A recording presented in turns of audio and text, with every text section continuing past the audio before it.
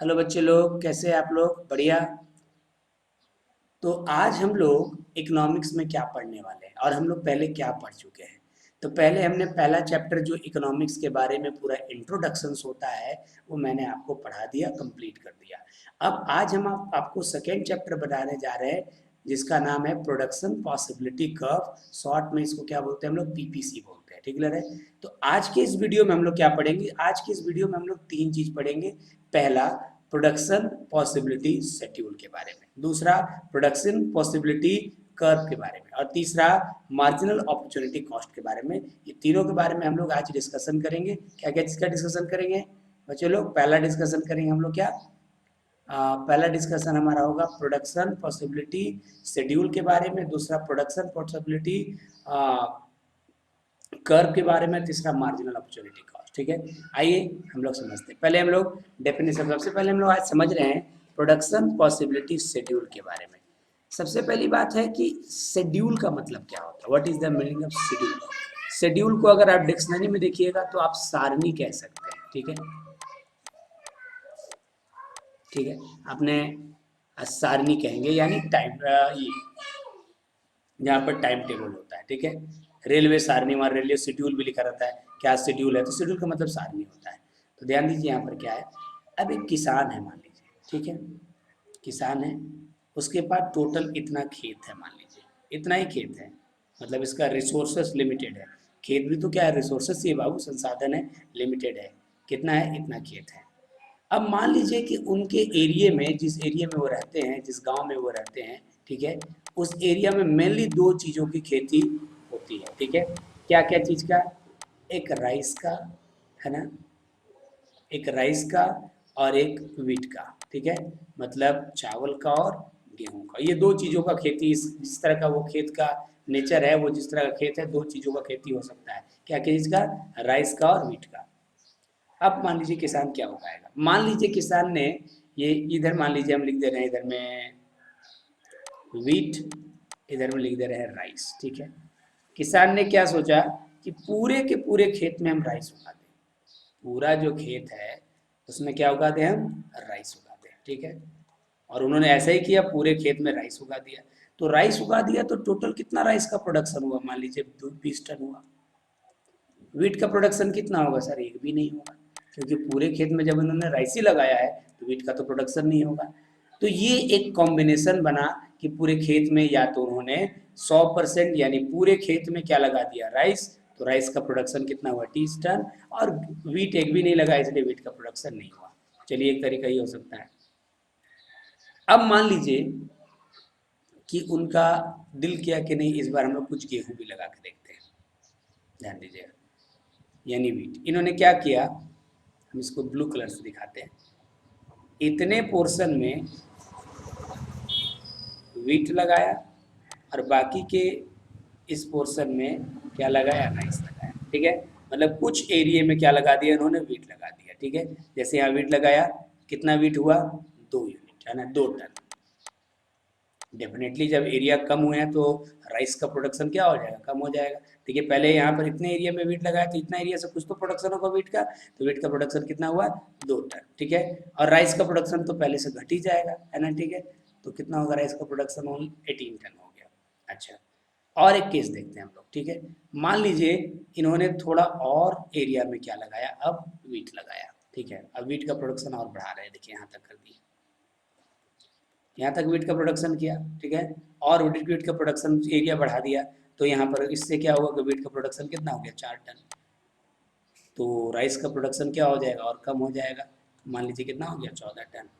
फिर कुछ दिन के बाद फिर इनका मूड और चेंज हुआ कि नहीं, और राइस लगाते हैं, अच्छा लग रहा है इनको, लगता है इनके फैमिली वालों को वीट पसंद आने लगा है, खाने में रोटी बढ़िया लग रही है इसीलिए। ठीक है, तो इन्होंने क्या किया? और प्रोडक्शन बढ़ा दिया।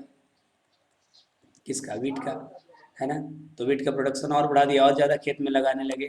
तो इस तरह से 6 टन हुआ, और इसका और प्रोडक्शन घटेगा, यानी कितना होगा? 8 टन। ठीक है, अब फिर क्या डिसाइड किया फाइनली उन्होंने कि नहीं, पूरे एरिया में हम क्या लगा दें?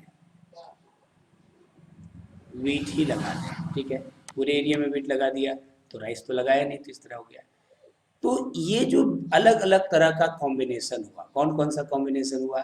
कि भाई पहला ए नंबर नाम दिया है हमने कॉम्बिनेशन का कि नो वीट और 20 टन प्रोडक्शन, दूसरा में 2 टन ऑफ वीट और 18 टन ऑफ प्रोडक्ट राइस, ठीक है। तीसरा सी में 4 टन ऑफ वीट और 14 टन ऑफ राइस, ठीक है। चौथा डी में 6 टन ऑफ वीट और 8 टन ऑफ राइस, और सातवां 8 टन ऑफ वीट और 0 टन ऑफ द राइस। ये अलग अलग कॉम्बिनेशन बना है ना। तो इस कॉम्बिनेशन का जो शेड्यूल है, शेड्यूल माने क्या होता है बाबू, ठीक है, शेड्यूल का मतलब सारणी, टेबल, चार्ट, है ना, उसे हम लोग क्या बोलते हैं, प्रोडक्शन पॉसिबिलिटी शेड्यूल, है ना। मतलब अलग अलग कॉम्बिनेशंस का एक चार्ट बना दिए तो उसको हम लोग क्या बोलेंगे, प्रोडक्शन पॉसिबिलिटी शेड्यूल, ठीक है। देखिए क्या हो रहा है, दिस इसे उसको 10 दिस नहीं रखिएगा, द कर दीजिएगा, the schedule so the combination, so the combination, यहाँ डिफरेंट कॉम्बिनेशन लिखेंगे तो ज़्यादा बेटर होगा, different combination of two goods, ठीक है।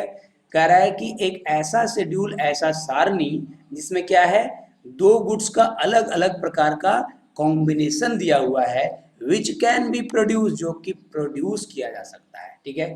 फिर से एक बार रिपीट करें, क्या बोला है यहाँ पर कि ऐसा शेड्यूल जिसमें क्या दिखाया गया है, दो गुड्स के अलग अलग प्रोडक्शन के तरीके के, दो गुड्स का अलग अलग कॉम्बिनेशन दिया है जिसमें वो प्रोड्यूस किया जा सकता है, ठीक है, विद द गिवन रिसोर्सेस और टेक्नोलॉजी, ठीक है, दिए गए रिसोर्सेस और टेक्नोलॉजी का यूज करते हुए, तो उसको हम लोग क्या बोलेंगे, प्रोडक्शन पॉसिबिलिटी शेड्यूल, सिंपल सी बात है, ठीक है। ऐसा कोई शेड्यूल, शेड्यूल माने क्या होता है, सारणी, टेबल, चार्ट, जिसमें क्या दिखाया गया है, जिसमें क्या दिया गया है कि दो गुड्स प्रोड्यूस करने के अलग अलग कॉम्बिनेशन के बारे में दिया गया है, उनके पास जो टेक्नोलॉजी या रिसोर्सेस है उसके आधार पर उसे हम लोग क्या बोलते हैं, पीपीसी यानी production PPS, production possibility schedule, ठीक है।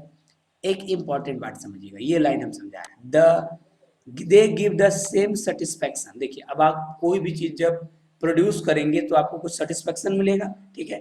एक सेटिस्फैक्शन का लेवल यहाँ पर है, ये एक सेटिस्फैक्शन है, यहाँ एक दूसरा ये सेटिस्फैक्शन मिला, यहाँ कुछ और सेटिस्फैक्शन मिला, अलग अलग कॉम्बिनेशन बना है। देखिए सुन लीजिए, मान लीजिए उस किसान ने पूरा 20 टन क्या उगाया, राइस उगाया, तो कुछ उसको संतुष्टि मिला, या मान लीजिए 2 टन वीट उगाया, ठीक है, 2 टन वीट उगाया और 18 टन क्या उगाया, राइस उगाया, या 4 टन वीट उगाया और 14 टन राइस उगाया, कोई भी, सभी जगहों पर उनका सेटिस्फैक्शन लेवल जो है वो क्या होगा, सेम होगा, यही इसकी खासियत है, मतलब समान संतुष्टि, ये उगाया तो उतना ही संतुष्ट है वो, उतना ही खुश है जितना ये उगाया, जितना मैंने कभी कम बेसी ना हो, ठीक क्लियर है। इसको हम लोग बोलते हैं production possibility schedule. Last time हम कह दे रहे हैं कि एक ऐसा शेड्यूल है, ऐसी सारणी है जिसमें कई कॉम्बिनेशन को दिखाया जाता है, और किस चीज का कॉम्बिनेशन को, दो तरह के गुड्स के प्रोडक्शन का, ठीक है, दिए गए टेक्नोलॉजी और इसके आधार पर, ठीक है, समझ आ रहा बात को। तो आप इसको अगर हिंदी में लिखेंगे तो ऐसे लिखेंगे, दिए गए रिसोर्सेस यानी संसाधन और टेक्नोलॉजी की सहायता से दो गुड्स का जितना भी अलग अलग कॉम्बिनेशन संभव है उसके प्रेजेंट करने की सारणी को, उसको दर्शाने वाली सारणी को हम लोग पीपीएस बोलते हैं। ओके चलिए आगे बढ़िए। तो समझ में आ गया, तो इंपॉर्टेंट बात क्या है, समझ में आ गया, अलग अलग कॉम्बिनेशन बना है, कॉम्बिनेशन को जिस शेड्यूल में दिखाते हैं उसको प्रोडक्शन पॉसिबिलिटी शेड्यूल बोलते हैं, ठीक है, और हर कॉम्बिनेशन का सेटिस्फेक्शन लेवल इक्वल होगा। अब इसी को आप ग्राफिकली अगर ग्राफ में दिखा देंगे, कर्व एक झुकाव होता है, कर्व मतलब झुकाव होता है, कर्व में दिखा देंगे उसको हम लोग क्या बोलेंगे, प्रोडक्शन पॉसिबिलिटी कर्व। आइए देखते हैं क्या बोलता है प्रोडक्शन पॉसिबिलिटी कर्व। देखिए production possibility curve, this curve show the combination, this curve show the combination, एक second, this curve show the combination of two goods which can be produced with the given resources and technology, ठीक है, वही बात तो बोल रहा है, वहां बोला था शेड्यूल, यहाँ बोल दिया था कर्व, वह कर्व है ना, यह कर्व जो है प्रोडक्शन पॉसिबिलिटी कर्व जो है, यह कर्व क्या दिखाता है कॉम्बिनेशन, अलग अलग combination of two goods produce, है ना, दो गुड्स को प्रोड्यूस करने के जितने अलग अलग कॉम्बिनेशन संभव है उसको प्रेजेंट करना क्या कहलाता है आपका पीपीसी यानी प्रोडक्शन पॉसिबिलिटी कर्व। ठीक है, इसमें भी देखिए हम इसका एक आपको दिखा देते हैं क्या है। जैसे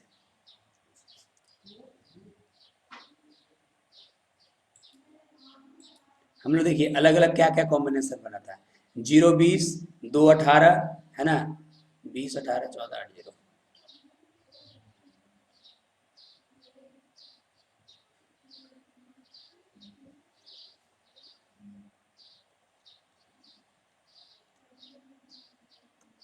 ये राइस का प्रोडक्शन और वीट का प्रोडक्शन क्या था 0 2 4 6 8। ठीक है, इसको हम ग्राफ में अगर हम इसको दिखाते हैं, कहाँ पर दिखाते हैं ग्राफ में। जैसे देखिए हमने मान लीजिए कि नीचे हम लोगों ने ले लिया है वीट का प्रोडक्शन, ठीक है, और ऊपर ले लिया है राइस का प्रोडक्शन। ठीक है, अब देखिए 0 वीट और 20 राइस। ठीक है, ये क्या हो गया ए कॉम्बिनेशन जिसमें क्या है 0 और 20 है। ठीक है, दूसरा दूसरा क्या है 2 और ये मान लीजिए 18 18 यहाँ पर मान लीजिए थोड़ा सा नीचे हो रहा है, ग्राफ थोड़ा सा और क्लियर बनाइएगा, थोड़ा ज़्यादा झुकाव दिखाइएगा। ठीक है, मेरा यहाँ थोड़ा सा कम बना हुआ है। ठीक है, बी कितना हो गया 2 और 18, ये दूसरा कॉम्बिनेशन हो गया। ठीक है, यहाँ पर हो गया 2 और यहाँ पर मान के चलिए कि 18 हो रहा है इस तरह से। ठीक है ना, इसके बाद तीसरा कॉम्बिनेशन क्या हुआ कि ये 4 है ना, ये 4 प्रोडक्शन हुआ और ये 14 हुआ, करीब करीब यहाँ हुआ 4 14। अब जो जो भी पॉइंट ये बना सब पॉइंट को लेके जब आप ऐसे मिला देंगे तो ये जो कर्व बना, ये जो लाइन बना, उसी को हम लोग क्या बोलते हैं पीपीसी कर्व यानी पीपीसी लाइन। समझ में आ रहा है बात को, मैंने सिंपल शब्दों में कहें पीपीसी लाइन क्या होता है, पीपीसी क्या होता है production possibility curve, sorry production possibility curve क्या होता है, जो प्रोडक्शन पॉसिबिलिटी शेड्यूल है ना उसी को ग्राफिकली प्रेजेंट करना आपको क्या कहलाएगा, ये शॉर्ट में समझिए प्रोडक्शन पॉसिबिलिटी कर्व लाएगा। या दूसरे शब्दों में समझिए कि अलग अलग कॉम्बिनेशन, ऐसा कर्व जिसमें क्या दिखाया गया है combination of two goods produce, है ना। ठीक है, और सेटिस्फेक्शन लेवल हमेशा बराबर होगा। ये ए हो गया यहाँ पर मान लीजिए पॉइंट, यहाँ बी पॉइंट हो गया, यहाँ सी हो गया, यहाँ डी हो गया, यहाँ ई हो गया। ठीक है, और याद रखिए हर जगह पर इसमें सेटिस्फेक्शन लेवल क्या होगा सेम होगा। ठीक है, इसको क्या बोलते हैं हम लोग पीपीसी। ओके देन, अच्छा अगला जो टॉपिक हम लोग इसके बाद पढ़ने वाले हैं उस टॉपिक का नाम है मार्जिनल अपॉर्चुनिटी कॉस्ट। ठीक है, अच्छा एक मिनट हम लोग थोड़ा सा डेफिनेशन इसका देख लेते हैं, क्या डेफिनेशन था। तो देखिए यहाँ पर डेफिनेशन क्या था, this curve show the combination of two goods which can be produced by the given resources and technology and it give the satisfaction level of। ठीक है, ये कर्व क्या शो करता है combination of two goods produce करने का देता है जब दिए गए टेक्नोलॉजी और इसमें, और हर जगह पर सेटिस्फेक्शन लेवल सेम होता है। कुछ एजम्पशन है ना, कुछ एजम्पशन है। एजम्पशन का मतलब है ये जब होगा तभी ऐसा संभव है, अदरवाइज संभव नहीं है।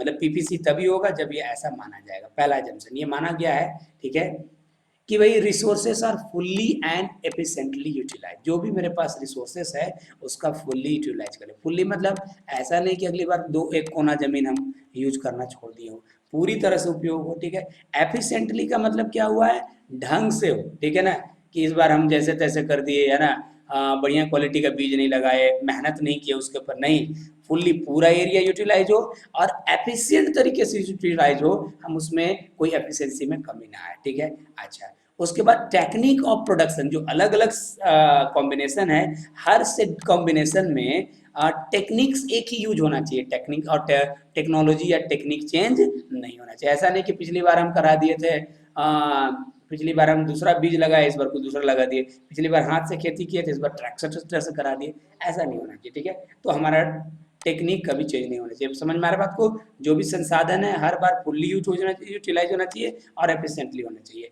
और टेक्नोलॉजी बदलना नहीं चाहिए। इट इज ऑल्सो कॉल, इसका और भी नाम है, पीपीसी को और कई नाम से जानते हैं, प्रोडक्शन पॉसिबिलिटी फ्रंटियर भी बोला जाता है, ट्रांसफॉर्मेशन कर्व भी बोला जाता है या ट्रांसफॉर्मेशन लाइन भी बोला जाता है, और प्रोडक्शन पॉसिबिलिटी बाउंड्री भी कभी कभी बोला जाता है। समझ गए आप लोग, अच्छी बात है। चलिए ये हो गया, अब आगे बढ़ते हैं। एक चीज हम लोग को और समझना है जिसका नाम है मार्जिनल अपॉर्चुनिटी कॉस्ट, पहले समझिए मार्जिनल अपॉर्चुनिटी कॉस्ट होता क्या है। देखिए यहाँ भी एक पीपीसी दिया हुआ है, अलग अलग कॉम्बिनेशन है, ध्यान दीजिएगा। ये एक्स एक्सेस है, ये वाई है, एक्स वन वाई वन मान लीजिए, इसको मान लीजिए एक्स टू और इसको मान लीजिए वाई टू, इसको मान लीजिए एक्स थ्री और इसको मान लीजिए वाई थ्री।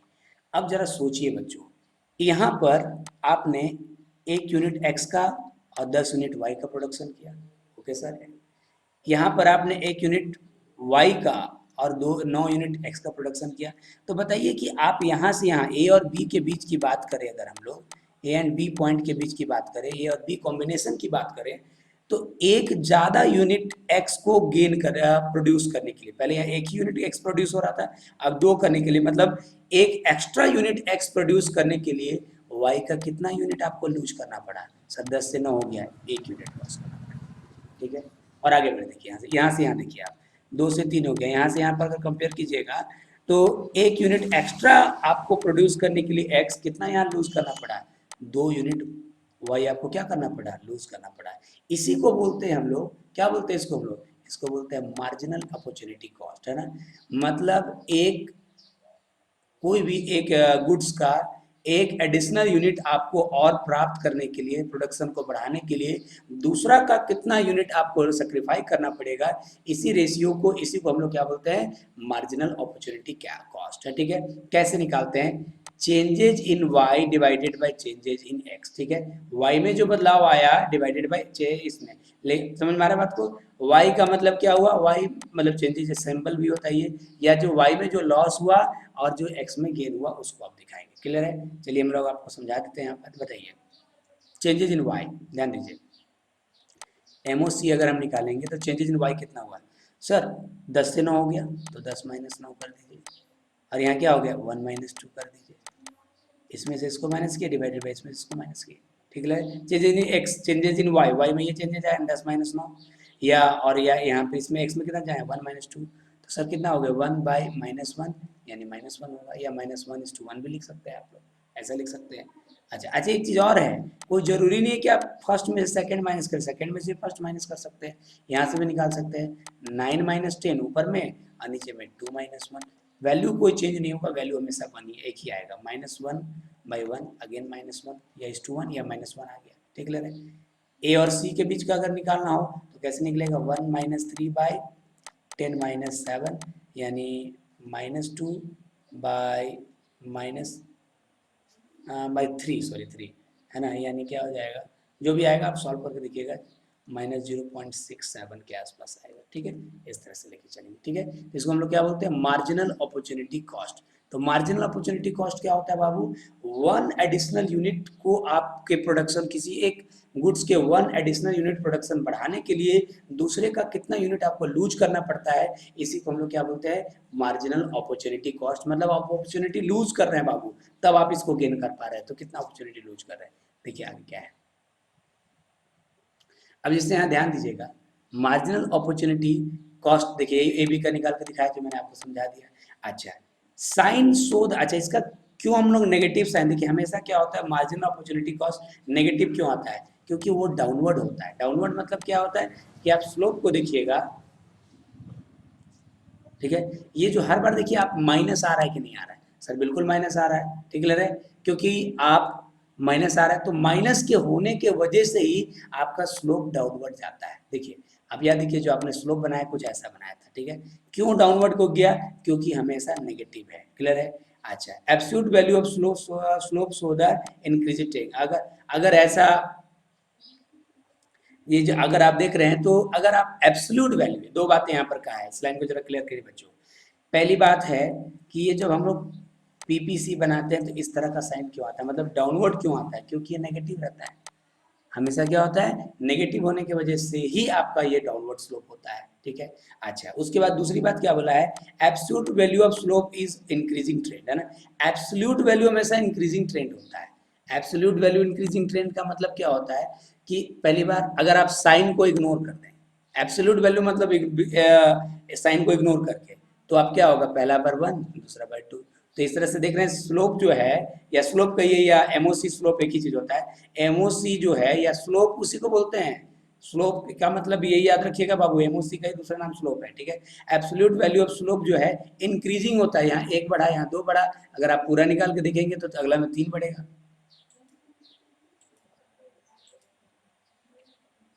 देखिए यहाँ से यहाँ तक एक गेन करने के लिए कितना आप लूज किए, एक यहाँ से यहाँ एक गेन करने के लिए कितना लूज किए, ये अगर और एक पॉइंट होता डी मान लो रहता, तो यहाँ 4 और यहाँ हो जाता आपका, मान लीजिए यहाँ पर हो जाता आपका 4 और 4, ठीक है। तो यहाँ एक गेन करने के लिए आपको कितना लूज करना पड़ा, 3 गेन करना पड़ा, या 3 रहेगा या 4 गेन, मतलब जो आपका जितना भी आगे की ओर बढ़ते जाइएगा तो आपको मोर ज़्यादा से ज़्यादा सेक्रीफाई करना पड़ेगा। रीजंस इसके हम बाद में बताएंगे, आज की क्लास के लिए बस इतना ही। आज मेनली हम लोगों ने क्या पढ़ा बच्चों, आज मेनली हम लोगों ने पढ़ा कि प्रोडक्शन पॉसिबिलिटी शेड्यूल क्या होता है, कर्व क्या होता है, और मार्जिनल अपॉर्चुनिटी कॉस्ट क्या होता है ना। और इसका और एक भी नाम है क्या, स्लोप भी बोला जाता है, ठीक है। स्लोप मतलब झुकाव, ठीक है। ओके, चलिए इतना देखिए, एक क्लास और लगेगा इस टॉपिक पे, उसके बाद हम लोग आगे खत्म हो जाएगा पीपीसी। ओके, चलिए थैंक यू।